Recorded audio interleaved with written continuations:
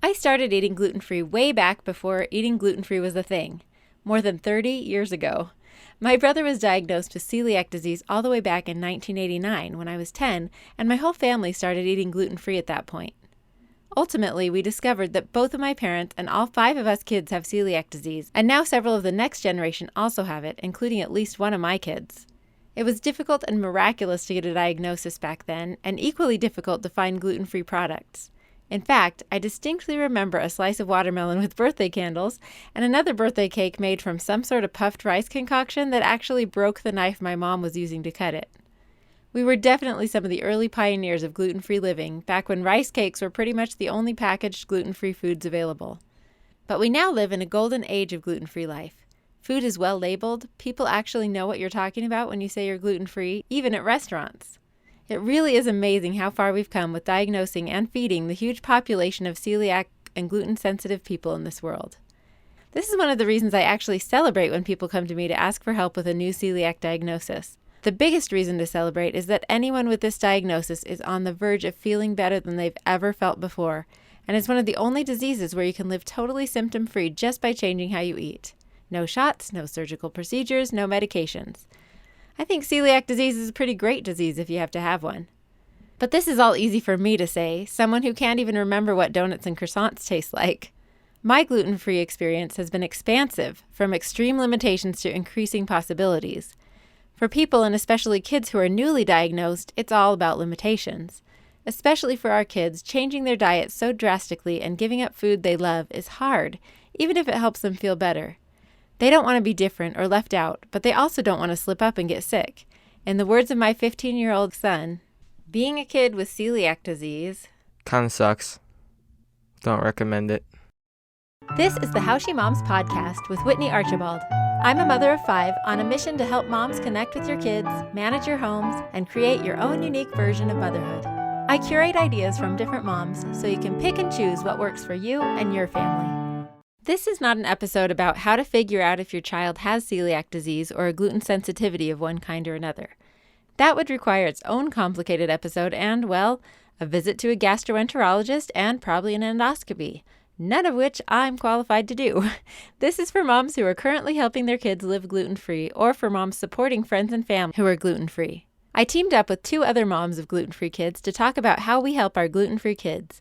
As I like to do on this podcast, we'll start by talking about our gluten-free strategies, our overall approach, and move to more specific tactics and then the logistics of cooking gluten-free and keeping our gluten-free kids fed and healthy. I'll start, though, with a brief explanation of what celiac disease is. It's an autoimmune disease, which means your body attacks itself. In this case, it attacks the small intestines when you eat gluten, which is a protein found in wheat, barley, and rye. This response reduces the surface area of your small intestine, which in turn reduces the ability to absorb nutrients from any of the foods they eat, whether it has gluten in it or not. So many of the over 200 possible symptoms of celiac disease are related to malnourishment, and any amount of gluten can trigger the immune response. Before I introduce you to my 2 guests, I'm going to tell you about this episode's sponsor, Baby Trend. They shipped me their new seat, the Cover Me 4-in-1 convertible car seat, which is approved for babies all the way from 4 pounds to 100. I've wrestled a car seat or 2 in my day, and this one obviously has a lot of different configurations, which made me a bit hesitant, to be honest. So I decided to put it to the test and try to adjust it to both forward and rear-facing positions and for different heights without using the manual. It was very intuitive and well labeled, so I could just use the diagrams on the seat itself. So you won't have to dig out the manual every time your kid grows. The inserts for infants, which they call the comfort cabin, are truly secure and comfortable for even tiny newborns, and my 5-year-old fit great when I converted it up all the way to a comfy booster seat. This also makes it the perfect seat for grandparents to buy when grandkids come to visit, since they can buy one seat and adjust it to fit as they grow. My son especially loves the cup holders and the sun canopy, which is actually quite sturdy and has a nice feel to it, unlike the flimsy ones we've had in the past. Not many booster seats can also shield from the sun. And the great news is that it's also affordable, even though it has a premium feel. The regular retail price of this seat is only $149, but for How She Moms listeners, you can also get 20% off when you buy it from babytrend.com and use the code COVERME20 with a capital C and capital M. Since my own kids are almost out of the car seat phase and can get by with the 2 booster seats we have left, Megan Gutensberger, who you met last episode, found a family who needed it more than I do through her nonprofit organization, Riley's Ark. We dropped it off yesterday, and they were so happy to have such a great car seat to use. Okay, now it's time to introduce you to two wonderful moms, Coral Ward and Shanna Webb. I'm actually going to let them introduce themselves and briefly tell their gluten-free stories. Well, my name is Coral, and I have 4 children. My gluten-free journey started with one of my daughters. She was very, very sick. She was 2 years old, and she was very, very small. She wasn't even on the charts. Doctors didn't know what was wrong with her. Like, she's fine. She's just small. She's just a cute, petite girl. And then her hair started falling out in huge, massive chunks. And then she started throwing up after she was eating. And the doctors were really worried after her hair started falling out. They thought she had cancer, leukemia, or kidney failure, like all the things. And they were just running tons of tests. I asked if they could test for celiac disease. And they were like, no, it's not that. There's no way. And then hindsight, it was celiac disease. And now we are 100% gluten-free. And she is thriving. And since she went gluten-free, I myself was diagnosed with celiac disease. So was my younger daughter. So there's 3 of us in our home that has celiac disease. And so when I talked with the doctor, when we found out, this was about 7 years ago, the doctor was like, oh, don't worry, just Google it. You'll get all the information you need. And I went online, and boy, was that a hot mess. And it was a very negative space. And I'm like, okay, we are so grateful we're not doing chemo or dialysis. Like, we can go gluten-free. Like, it's all perspective, right? And so I was like, I'm going to share my journey. So I started an Instagram account serving celiacs. And then just from there, providing the resources that I myself was researching out and needing. I created an e-course. I have a podcast. I have lots of different things, and I help the people. So not just with celiac disease, but anybody transitioning to a gluten-free lifestyle, it's hard. And finding your groove and knowing the good products and what to spend money on when you have to buy $7 of a box of packaged food, like which one to buy, is kind of helpful. So that's what I do. I help people and help them be their best selves. Coral's Instagram account is now called Gluten-Free with Coral, and it's fabulous. One of my favorite things she does is to take you shopping with her to see what gluten-free products she loves. Her podcast, Gluten-Free You and Me, is seriously a lifesaver for celiac moms, especially if you're new to this gluten-free world. And she has a great website at glutenfreewithcoral.com. Shanna's first family diagnosis was similar to Coral's daughter in that her daughter also showed the classic symptoms of malnourishment that some kids with celiac disease have. When Maddie, my second, was born, she was always tiny. Same thing. She was never on the growth charts. And they just would always say, oh, it's because, she's just petite. And they would tell us, put butter on everything, feed her lots of whole milk and fatty foods.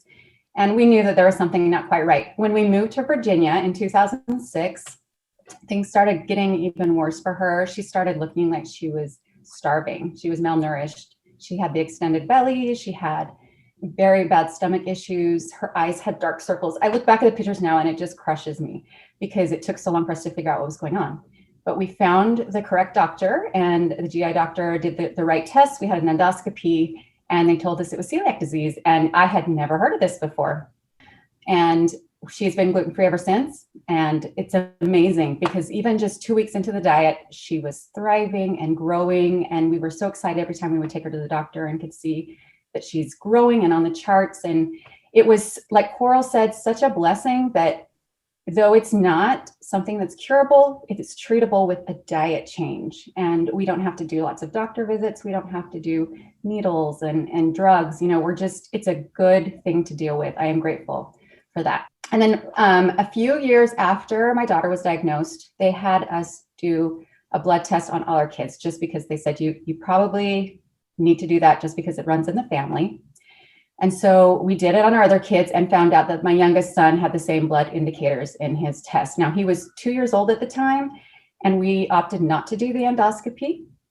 And we just had him go straight on the diet with his sister. We were already doing it and kind of getting used to it. And so he has just always been gluten-free as well. Never was officially diagnosed with the endoscopy, but is thriving and growing and doing very well. So we've felt very good about our decision. And we always tell him, someday when you're an adult, if you want to try going back or do an endoscopy to get the official result, you can. But he's happy and he's doing well. Awesome. But you are not gluten-free. I am not gluten-free. Okay. So I have been cooking gluten-free for 14 years.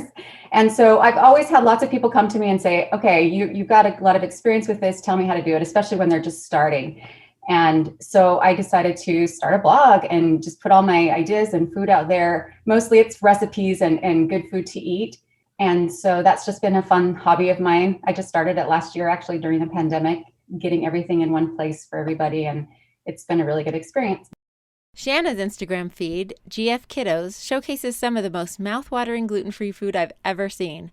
I recently had each of my kids pick one of the pictures to make this summer, and they're so excited to try them. You can find all the recipes at gfkiddos.com. My brother, who was diagnosed at 4, also showed classic symptoms like Coral and Shanna's daughters.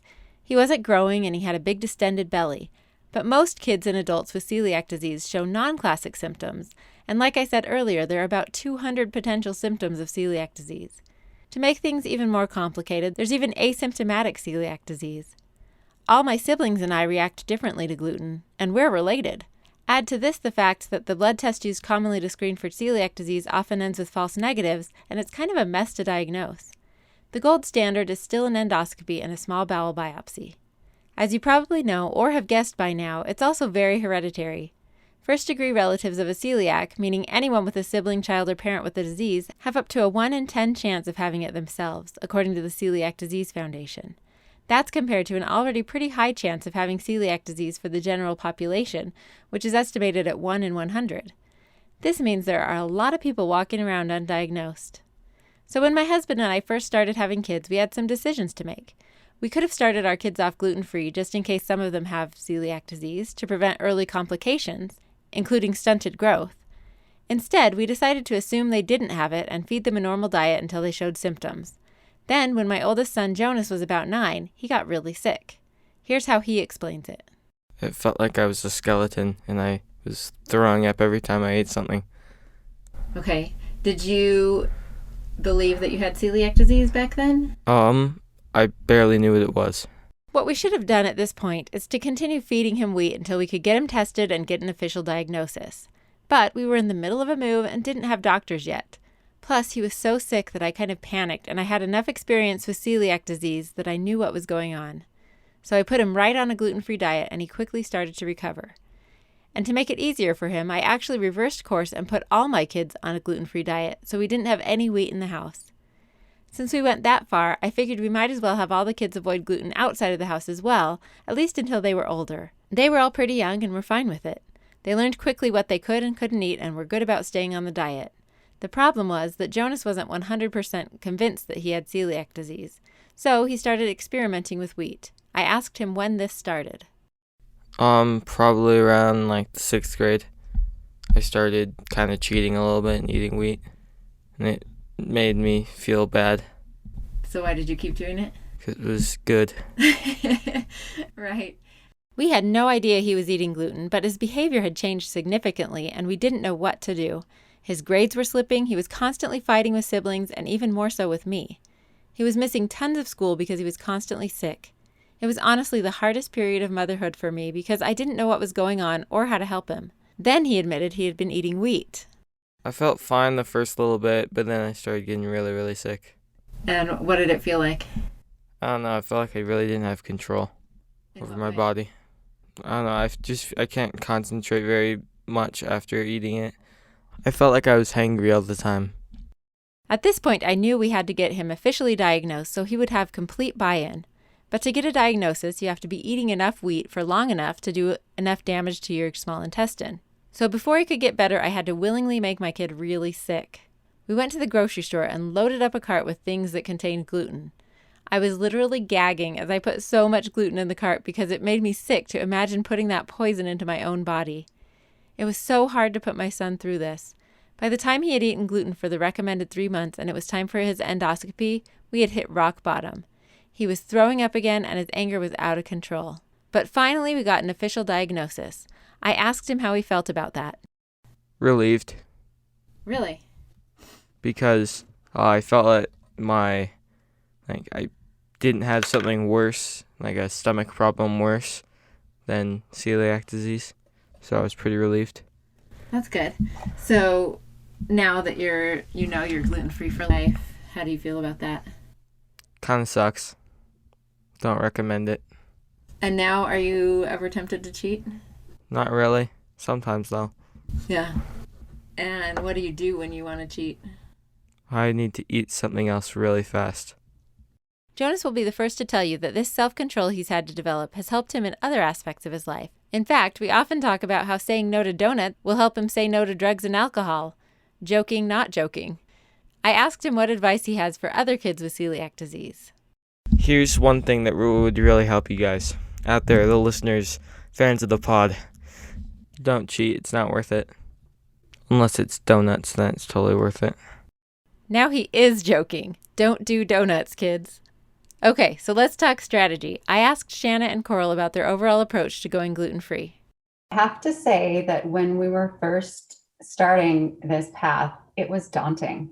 And I remember I actually went through a mourning period because we had not, well, I thrived on having cooking and baking be a hobby. And I loved doing all those kinds of things and having people over for dinner and dessert and sharing food. That was kind of part of our family style. And so it felt like it just got thrown out the window when we got this diagnosis, that I wasn't going to be able to do those things anymore. And I remember being in a place where I was feeling really sorry for myself. And I wasn't even the one that was gluten-free, but I'm the mom. So I'm the one that's cooking. And my mom, she sat me down and she told me, Shanna, this is the reason that you're getting this child, because you are so good in the kitchen. If anyone can figure this out and make it work, it's going to be you. And I remember that day so well. And I remember that after that, I just got up and went forward. And from then, just made the best of it. And so kind of how we've had to look at it from the very beginning, especially because there weren't a lot of gluten-free products at the time, is to not focus on the things that we can't eat, but focus on all the good food out there that we can eat. And so that's kind of how we did it at first with our kids, is focus on all the good things that we can eat. And really, it came down to Maddie, especially my daughter, her body didn't like gluten. So she was already kind of picking the right foods. She knew before we did what her body liked and didn't like to eat. I remember her taking the lettuce off of our sandwiches and just eating the lettuce and thinking that was so strange. She would always take her meats and cheese out of her bread and eat it. She'd never eat her bread. And it was, we look back now and think that is why this girl, her body already knew. So that was a main approach, was just to focus on all the good foods and not the things that we couldn't eat. Another thing that my husband and I have done, as we kind of decided early with our kids, is we wanted them to not make this the focus of their lives. We didn't want celiac disease to define our kids. We wanted them to know that they had celiac disease, but it wasn't them, because we wanted them to be known for all the wonderful qualities that they have. If you ask my son, to describe himself, he's going to tell you, I'm a magician, I'm a soccer player, I love to be outside and ride my bike. If you ask my daughter how to describe herself, she's going to tell you that she's a musician and she loves geospatial analysis and she loves having friends and compassion on people. Celiac disease is down the list. They're not going to say first thing, I'm gluten-free. So that was kind of a focus as parents that we tried to instill, is to make it definitely an important part of their lives because it's their health and their growth, but not the focus. And so we would have conversations about that when they were young, and it really became something that they grew into and did very well with. There was a lot of trial and error, definitely, in how we handled everything. And we've come a long way for sure. And it's really helped as the world around us has been more accepting of gluten-free and it's become more known. And we could have so many options and so many products that have helped us out. But I think we just always tried to be positive, always focused on the things that we could eat. And then, we made sure that people around us, the ones that needed to know, knew, like school teachers and, church leaders and family members, anyone, friends that they were going to, they all knew. And so they could help us out and work with us. But we weren't putting it on a bumper sticker on our car and making it the focus. So that's kind of our approach in our family. This is easier said than done. Because food is such a central part of social events, it's pretty hard not to make eating gluten-free a constant topic of conversation, especially when your cupcake is different than everyone else at the birthday party. I remember when I moved to a new town in 7th grade and a new friend introduced me to the rest of her friends by saying, This is Whitney. She has a disease. Even now, it gets a little annoying to have to answer questions about celiac disease and explain my family's history with it every time we go to dinner with a new couple. It's nice that people care enough to be curious, but it does get old to tell the same story over and over again. But Coral actually takes a different approach and encourages the questions. So in our home, when Chanel was so sick, and then we found out that if she eats gluten-free, she can feel better. It was just such a miracle that we wanted to tell everyone. So we did. We were like telling everyone, like, guess what? She's so much better. And all it was is we removed gluten, and we are so cool, you know? And so we have a different approach in that my daughters feel like they're royalty because they eat special foods and they love it. And they educate all their friends. They tell everyone, and if they're sitting down, like they're like, hey, don't touch my food. You had gluten. Like they're very much outwardly advocating for themselves everywhere they go. And I think it's great. Like neighborhood kids will come over and they'll be like, oh, wait a minute, I just had gluten. Let me wash my hands. Or they'll say like, oh, so-and-so had gluten today. And the neighborhood kid is educating the other kid about gluten. And I love that. And the approach that I've taken with my kids is that every single one of us are different. And what helps one body will help differently other people. And so if someone has a difference in like autism or Down syndrome or, has different anomalies in their bodies or whatever, they just get it that like, we're not all the same, and that's okay. And so I feel like with this approach and the way that it panned out in our lives, that we're just constantly advocating for others. And whether it's a peanut allergy or, Tourette's or anything, like we have friends of all kinds, and it's neat to see just the acceptance and that we're all just trying to do the best we can with what we've been given. And the fact that when we go to a restaurant and they like ours takes a little bit longer, instead of being like, where's our food? We're like, me and my kids will be like, I'm so glad they're taking their time so we're safe.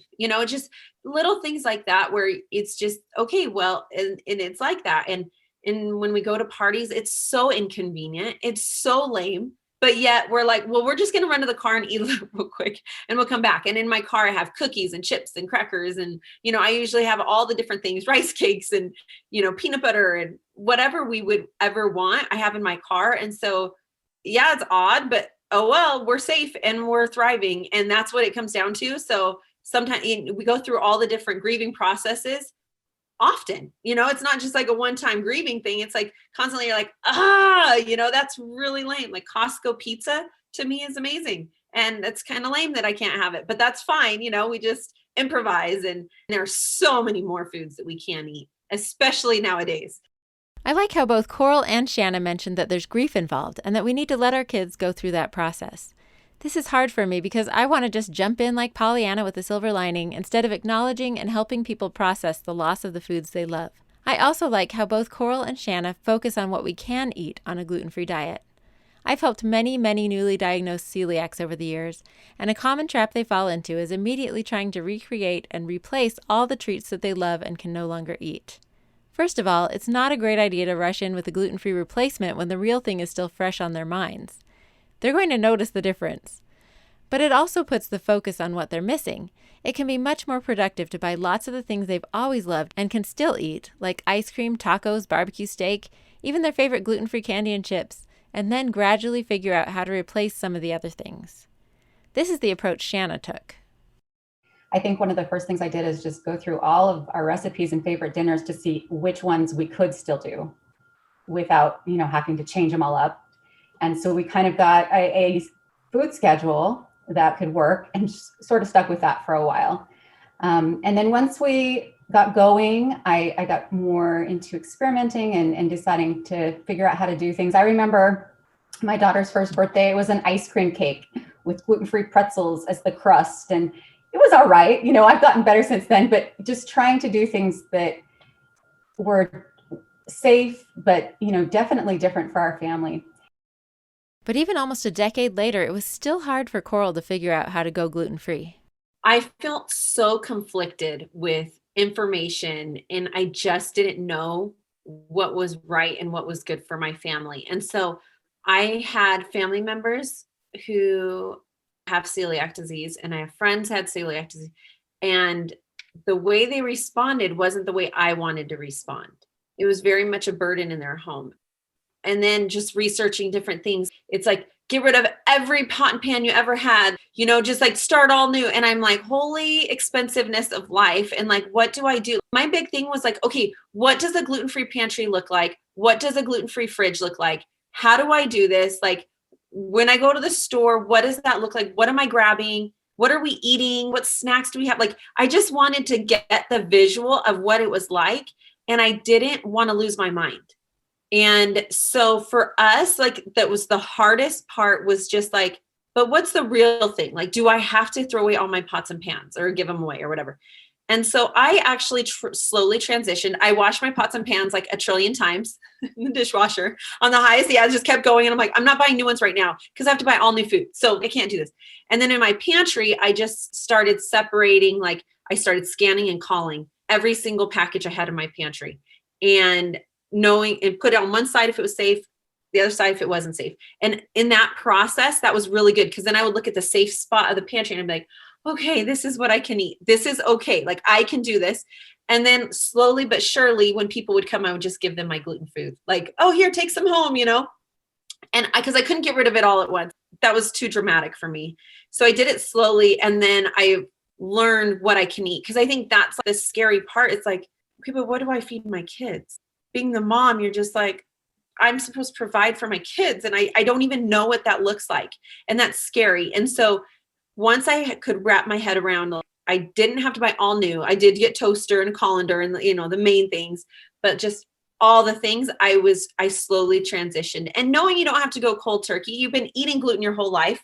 You don't have to be like, boom, on this day, I'm never like going to be cross contact again. It's like, you're just doing your best to just get that in, where you're eating gluten-free. And then pretty much now we're 100% gluten-free, no doubt. And it didn't take that long. It took about 6 months for me to like fully transition the gluten out of my home and really find peace and refuge in the home. And the reason why I only cook gluten-free and I have it in my home is because one day I was making spaghetti when we first started out, and I had 2 pots. And I was like, I got this. I got my gluten pot, my gluten-free pot. And then I was like stirring one, and then I put the spoon in the other, and I just cried, because I'm like, I just contaminated it. What do I even do now? And I lost it. And so from then on, I was like, for my mental sanity, I just have to do everything the same. Like, I just can't do it. And so, but that's not everybody. Like, some people will be mastering 2 pots, and that's so amazing. And I think that that's a huge part of feeling safe, is having a safe home to live in. And not everybody's home can be 100% gluten-free, but having safe areas, having safe protocol, just having whoever has celiac disease or gluten allergy or allergy of any kind feel safe in their home. That is one of the first tactical decisions a family has to make, whether to make your home totally gluten-free or just to have clear delineations of what food is safe and which is not. The answer is a little different for every family based on the age, number, and personalities of the gluten-free people. Shanna has always kept gluten in the house. Part of the pantry has the gluten-free snacks and all the gluten-free foods, and then this is the other. I didn't want my other kids to feel punished because, they had siblings that had this. And I think it's great that families go completely gluten-free. That's wonderful. But in our family, it worked best that we kept it the way it is, and just are very careful and tried to be very safe. But the truth is, it comes down to, we all ate dinner together, and I cooked gluten-free. And my kids that eat gluten are great with it, because, it works out just fine. They'll just have their own bread for their sandwiches, and then maybe a couple of snacks, things that they take to school, whatever. So these are some of the options of controlling the environment in your home. But of course, you can't just stay at home. So I asked Shanna and Coral how they've taught their kids about eating gluten-free so they'd be safe away from home, especially at school or friends' houses without their parents around. So that was scary. It was really hard for me at first to even want to let my Madeline go to school, because I'd been protecting her from gluten for all these years and had been keeping her safe at home. And it's easy to do it in your own home, but you don't know what's going to happen out there in the world. So, for school, lunches was easy. Like, you could pack your own lunches. For birthday treats, it was back in the day when I couldn't send in something that was the same, like a cupcake or whatever. So I always had a bag full of her favorite mini candy bars that the teacher would just stash in her desk and could get out anytime she needed. And that worked well. But to educate my kids, we just had to really just talk to them about what they could and couldn't eat. And for the most part, they just didn't eat food from other people unless they knew for sure that that person had talked to me and it was okay. And that's kind of how we did it when they were little. As they've grown, they've gotten to be better about advocating for themselves, which is so exciting to see. Now, I do have to say my daughter was different because she could remember being sick and she could remember how horrible it made her body feel. She has never been tempted to want to try to eat gluten. She's so happy on the gluten-free diet and feels so good. She's great. My son, on the other hand, who was diagnosed just with a blood test and has just kind of, this is what we put him on from the beginning. I think there's times when, especially in his elementary years, he felt cheated and felt like he was being left out. And so he's one that we've kind of had to work with to tell him that, you know, this is helping you grow strong. You want to be tall, you want to be strong, you want to be able to play sports. This is probably your best path for now. And so helping him understand the things that he can and can't eat. And then same thing with him, sending in things for school treats.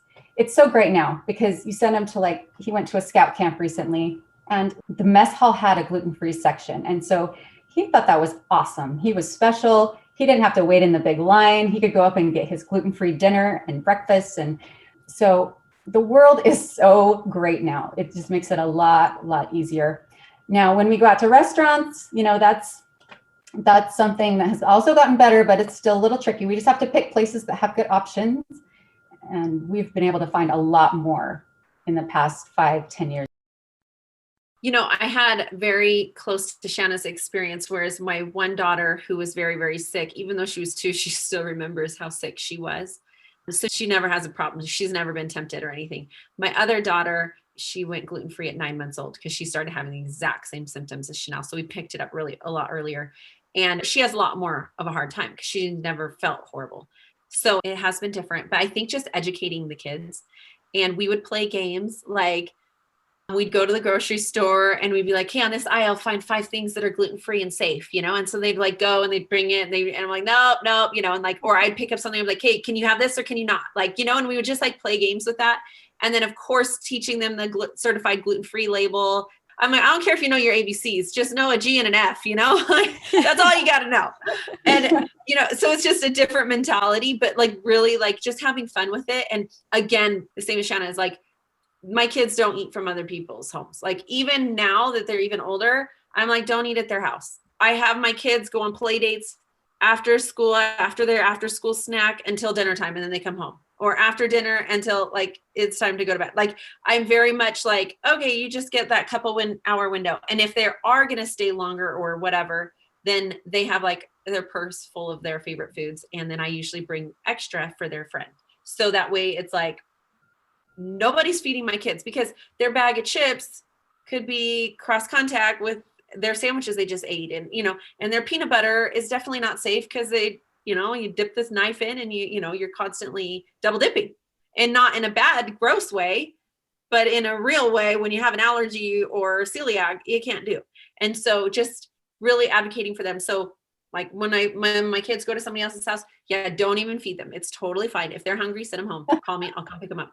And it's just because I don't want it to be on their clock. I mean, I would hate it if somebody came to my house and I got them sick and they're puking everywhere or they go into anaphylaxis. Like I would just feel so bad. So I'm actually creating this boundary that is so healthy because it creates an atmosphere that no one's going to feel bad. If someone's offended that like I say, don't feed my kids, like, okay, then my kid isn't going to go to your house. Like that isn't a problem. That's like on them. They gotta go through their own work for that. But when it all is said and done, it's the boundary that actually is so healthy and so good. And it sets you up for success rather than failure. I think just helping them be happy with this lifestyle. I don't want my kids to feel like they're being gypped on life. And so my son, especially, he's looked at certain things and thought, I'll never get to have a Pop-Tart.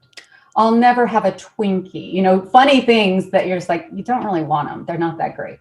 But to a kid who can have them, they look awesome. So we have made all those things gluten-free, and some are better than others, but, you know, try to experiment and help your kids feel like they are getting the same things that other kids get if they really want it.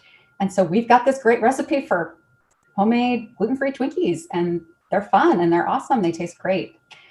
I also make sure that when it's their birthday and kids come over, that it is about them, that they are not eating the different thing. And I made a cake for everybody else. We're all eating the same thing. I want them to feel normal. I think these kids want to feel as normal as they can with this disease that they have.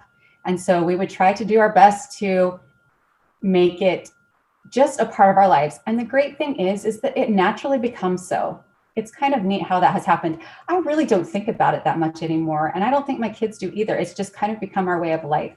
And eventually it does get to that point. And people will say something, I'm like, oh yeah, that's true. I do have to deal with that. And they think, oh, how do you do that? You just do it. And as you do it more and more, it just becomes who you are and what you do. And it's, so helping our kids feel like it's a good life and that they are not being left out of any part of life is something that we've really tried to do. Gluten-free life can be hard for kids, but it's not a piece of cake for parents either, who have to figure out how to bake that piece of cake. So I used to make wedding cakes to get me through college. And obviously I didn't know that I had celiac disease. So when we went gluten-free, I'm like, holy cow, I'm a baker, And I'm like, what am I going to do? And I started with some like different things and I didn't love the taste. I felt it was grainy and crumbly. I bought a bread maker and I got all the different flours and I spent like way too much money on all these random little flours. And then I tried to make the bread and I'm like, this is not even worth it. It wasn't worth the time or the cost. And I was just like underwhelmed. I was like, this is lame. So then I'm like, okay, we just have to have substitutes for these things. Like instead of bread, we use rice cakes or, whatever. But then I decided to start mastering the baking area because I'm like, I want to have fun and bring treats to people's houses. And yeah, so my secret ingredient that I use in everything I bake, whether it's pancakes, muffins, cookies, cake, like whatever, is I put Jell-O instant pudding in it at the dry mix. And I counteract it with like milk or water or dairy-free milk too. Because one of my daughters is dairy-free. And so I put that literally in everything. And in everything that I bake, it is amazing. Pancakes, fluffy, yummy, goodness, not dry, not anything. And it doesn't matter. Like I put it in with all the different cake mixes or pancake mixes or whatever that's already there. Bob's Red Mill is like a good staple in our house. And I just put the instant pudding mix with it. I have like a whole cookbook on that exact thing with pudding. It's putting love into baking. And it's like, yes, because it just, is it like the baker approach of like making everything from scratch? Totally not. It's one of those things where you're like the easy, fail-proof way to bake. Put a little Jell-O instant pudding in whatever you got and you're going to be golden. In the beginning, I was trying out all sorts of crazy flours and they don't all work the same and they don't all work very well.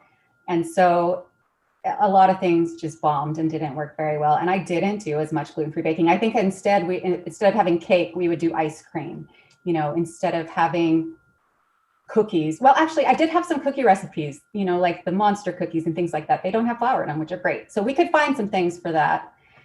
And then I went to a point where I found recipes for good flours where you could mix all sorts of things. So I was making my own flour for years and years, and it worked pretty well. Like the America's Test Kitchen has a really good recipe for a flour that you can mix up yourself and have in your pantry. They're so great. And I bake so much more. And I feel like you can make desserts now that you would never know they're gluten-free. I'm actually still really old school when it comes to gluten-free flour. There were no flours to buy 30 years ago, so we always ground our own rice flour in a wheat grinder that of course had never been used to grind wheat. And that's still my main source for rice flour because it's so much cheaper and it's so great. My siblings actually do the same. I store large quantities of rice, so I'm never out of flour, and I always grind Cal Rose rice, usually brown but sometimes white, because this short grain rice makes a moister flour than the long grain. Then I make my own mix with tapioca flour and potato flour, roughly following the same recipe that Shanna uses from America's Test Kitchen, though I usually just kind of eyeball it. Shanna, Coral, and I could talk all day about our tips and tricks for gluten-free living, but no one wants this podcast episode to last all day. And if you do, you can head over to Coral's podcast, Gluten-Free You and Me, and listen to as many of her great episodes as you want. I'd just like to end with some encouragement for all you moms who are working so hard to keep your kids healthy and happy on their gluten-free diets. It's hard for you to have to put so much effort into food. It's hard for your kids to have so many food restrictions. But you can do this. And it's really good for kids to do hard things like this. It builds resilience, confidence, discipline, and helps them learn to take care of their bodies. I'm going to let Coral give the final pep talk. If you can be gluten-free, you can be anything. Honestly, because it takes a lot of self-discipline, like you were saying. Yeah, it takes a lot. And so, you feel like Rocky at the top of the thing, like dun, dun, dun, dun, dun, dun, you're like, yes, I got this. Like if I can say no to that, boom, I'm good. So it's really empowering actually to be on top of your health in that way.